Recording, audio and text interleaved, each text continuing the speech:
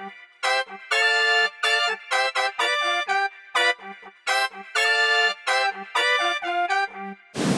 to another episode of Mondays with Milt. Now today I'm out on the production floor again, and I'm out here with Buddy and Tom, and we do improvement videos quite often. We probably have over 100 videos that guys come up with out in the shop to make their job a little bit easier.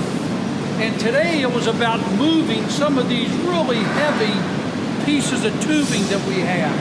I believe this one is a 4-inch by 6-inch. So what they did, instead of grabbing the tubing and pushing it along the aisleway, they came up with what they have called the buddy handle, because Buddy had kind of a near miss and about got his thumb smashed. So now they use the buddy handle. He puts it in place, and now when it's time to move this tubing into the next production line, they just grab hold of the bar, push it.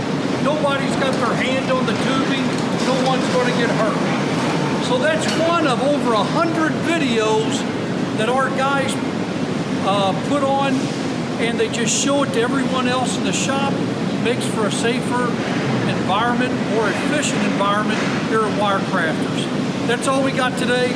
See you next week on another episode of Mondays with Milt.